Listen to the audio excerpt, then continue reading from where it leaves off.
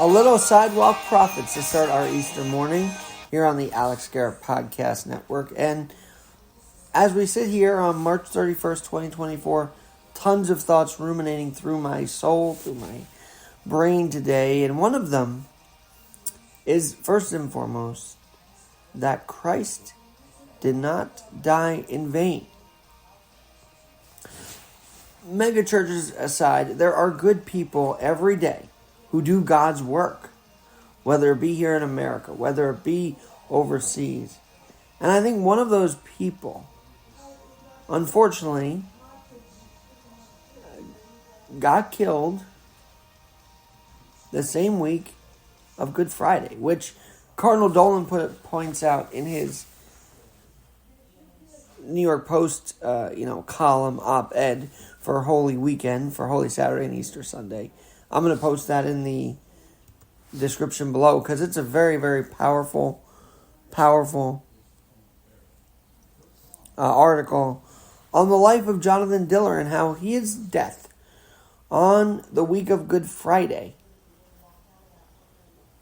and I'm opinionating here too, is to me symbolic of someone that sacrifices and gives their all like Jesus did. The city has mourned all week for his loss, and his murder, I should say, and rightfully so. And it comes on the heels of a day where a certain sector mourn the loss of Christ. See, I wish there was more unity to honor Good Friday like there was to honor Officer Diller. Because Christ's not dying in vain. That's a perfect example. Christ gave his life for us. Jonathan Diller gave his life for us and the city. And then there's a ray of hope on Easter Sunday, isn't there? That life is everlasting. Life is everlasting, and Easter Sunday proves that. And another thought I thought of today. My dad wanted to see through Easter one more time before the good Lord called him home last year. And in his hospital bed, he set up an Easter train set and an Easter setup before 5 or 6 days before he passed.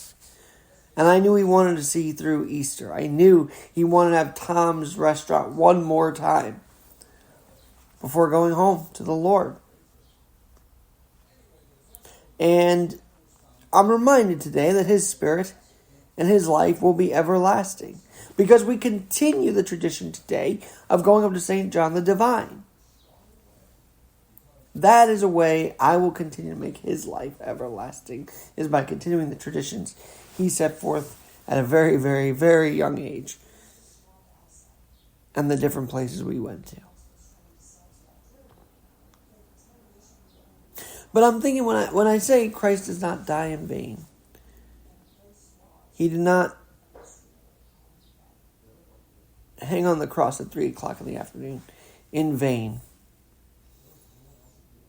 I mean those who roll up their sleeves, and whether it be EMS workers or hospitals or local missions,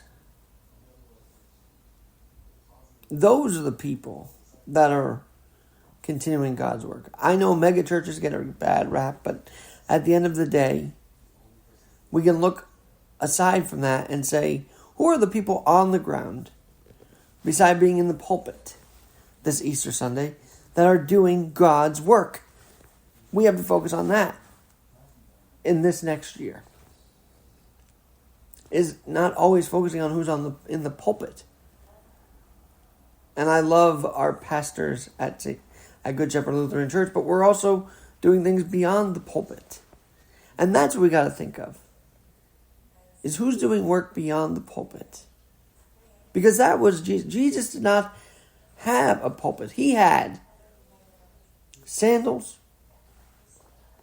and a mountain to do the Sermon on the Mount. He had walked through town and did great works. That was his pulpit, doing the work, doing God's work. His pulpit was a very nomadic one, if you think about it.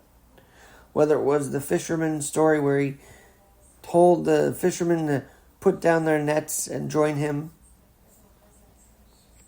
And they did. And they became disciples. So the pulpit is not just in a church. The pulpit is something we can all take to the streets, on the streets ministry. That was Jesus' ministry, on the streets. So I want you to take a good look after listening to this and say, well, who is doing God's work? You may not have affection for the church, but there are others who are bringing God's work to real life and the words into real life by just being in the community, by just doing what Jesus did. I know the cliche is hands and feet of Jesus, but there are those who are being that and making a difference. And those are the people we have to think about and focus on. All right, so a bishop in Brooklyn gets a bad rap and gets arrested and all this other stuff. That's not God's work. That's not what we should focus on. We should focus on who was doing on-the-ground ministry. And maybe this year, as a commitment to keeping life everlasting, to keeping this commitment to show that God did not die in vain, that Christ did not die in vain, we'll bring those who are doing on-the-ground ministry. Because the pulpit is beyond the church corridors. As much as we love church, it's the extension of the church, what they're doing outside of the pulpit, beyond the pulpit, that really, I think, matters the most. Those that are in the community that matter the most. Not just those who go to church on Sunday and then that's it. It's how do they continue the work from Sunday through Saturday into Sunday again? How are they in the community Monday through Friday? What are they doing to impact the community beyond the pulpit? Because Jesus did not have a pulpit. His pulpit was a roving one. It was always in action. The Bible shows how in the action he was.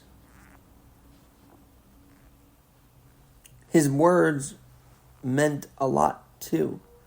But when people hear the stories of how he healed Lazarus and made a blind man see, those are the stories that this Sunday brings hope that we can be made whole again, even on Easter Sunday. But there were a couple of things, and don't worry, I'm also worried that, for as sacred a place as Israel is, there are going to be protesters out there today saying how bad Israel is. And that's not the point either.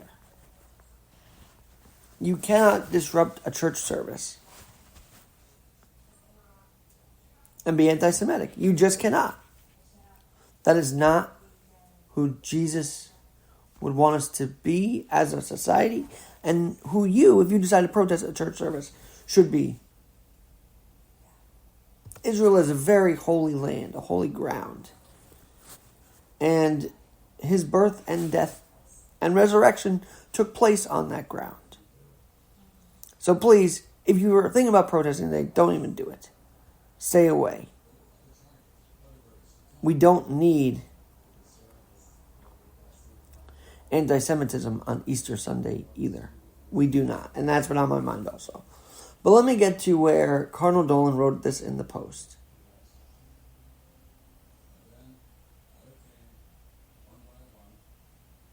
And he said some really interesting things. He wrote some very interesting things.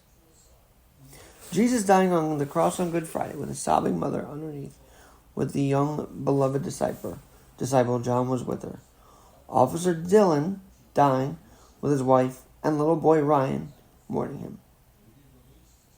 It says lots of darkness, folks, not only in our city, scourged with murders of police officers, crime, drugs, homelessness, violence, and fear. Consider Ukraine, Israel, Gaza, Haiti. We could stretch the litany. How much can we take? And listen to this very closely. Well, experience, history, our very makeup tells us we can take a lot. If we believe this darkness will dissipate, if we are convinced that this evil, hate, and suffering does not have the last word.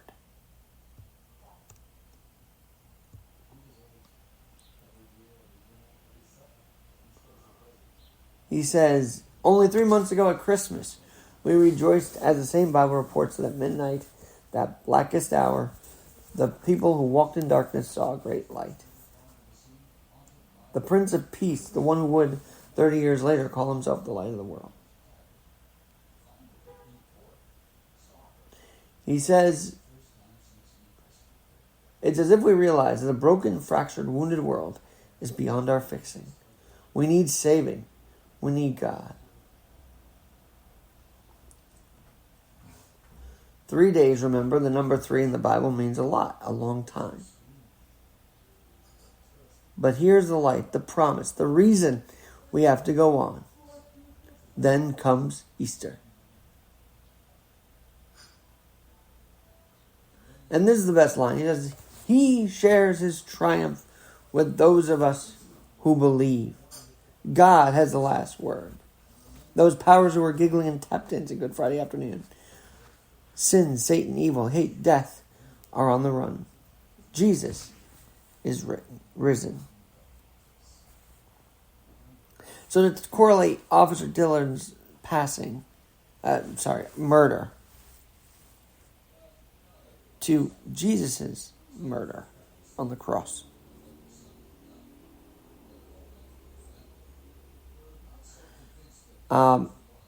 Is very powerful.